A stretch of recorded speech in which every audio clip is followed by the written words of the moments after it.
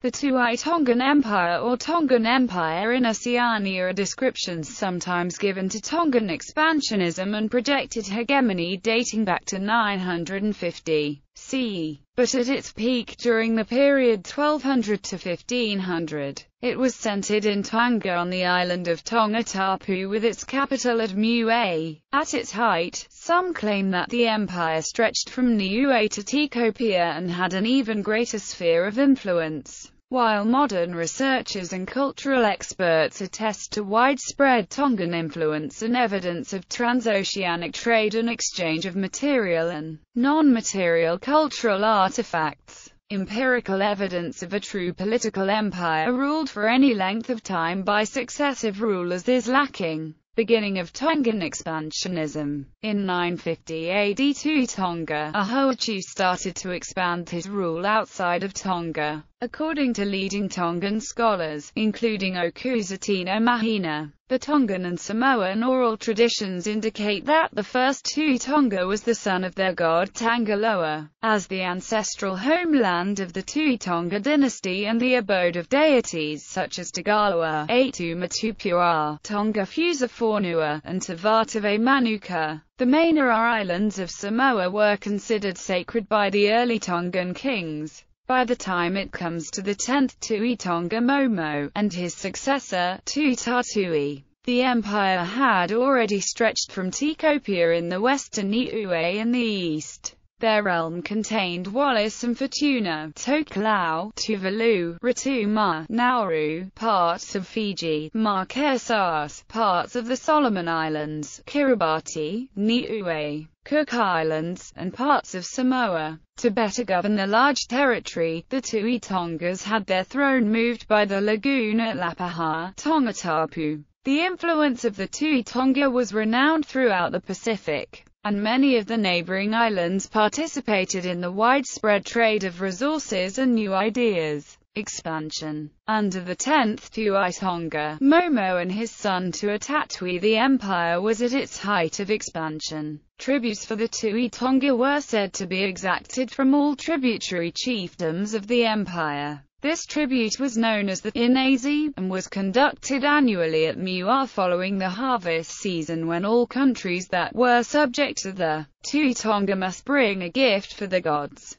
who was recognized as the Tuʻi Tonga. Captain Cook witnessed an Inazi ceremony in 1777, in which he noticed a lot of foreigners in Tonga, especially the darker people that resembles African descent from Fiji, Solomon Islands and Vanuatu. The finest mats of Samoa are incorrectly translated as Tongan mats. The correct meaning is treasured cloth. Many fine mats came into the possession of the Tongan royal families through chiefly marriages with Samoan noble women, such as Tahuia, the mother of Tuikanoku Nata, who came from Safata, Upolu, Samoa. These mats, including the Manifying Ara and Tazirifa, are considered the crown jewels of the current Tupau line. The success of the empire was largely based upon the Imperial Navy. The most common vessels were long-distance double canoes fitted with triangular sails. The largest canoes of the Tongan Kalia type could carry up to 100 men. The most notable of these were the Tonga Fuasia, Akahuho, the Loma Fu, and the Taukarai Pomana. It should be mentioned that the Taukarai Pomana was actually a Samoan Kalia. According to Queen Salote and the Palace records, this was the Samoan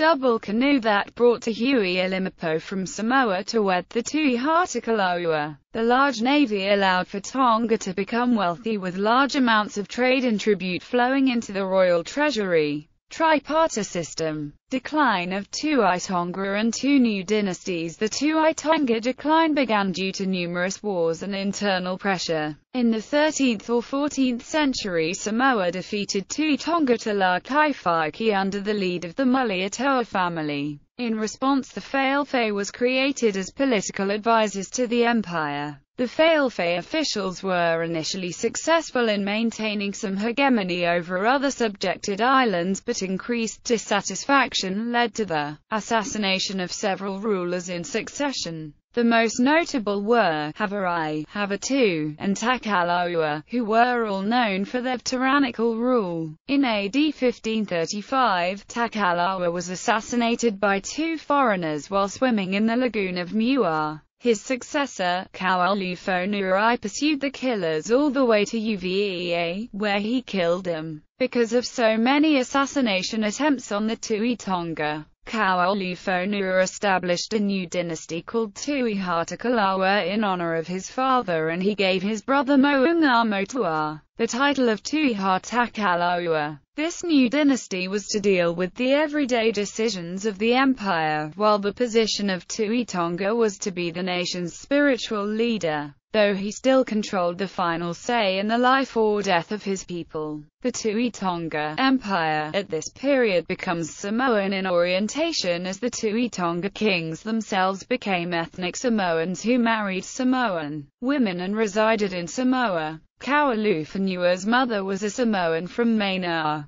Tuʻi Tonga Kaualufonua II and Tuʻi Tonga Puipua Fatu had Samoan mothers, and as they married Samoan women, the succeeding Tuʻi Tongas, Vakafuhu, Tapua, and Aluakimata, were allegedly more Samoan than Tongan. In 1610, the 6th Tuʻi Hatakalaua, Mounga Tonga, created the position of Tuʻi Kanokupolu for his half-Samoan son, Ngata, which divided regional rule between them. Though as time went on, the Tuʻi Kanokupolu's power became more and more dominant over Tonga. The Tuʻi Kanokupolu dynasty oversaw the importation and institution of many Samoan policies and titles, and according to Tongan scholars, this Samoanized form of government and custom continues today in the modern Kingdom of Tonga. Things continued this way for a long time afterward. The first Europeans arrived in 1616, when the Dutch explorers Willem Schouten and Jacob Lemaire spotted Tongans in a canoe off the coast of Niuatopu,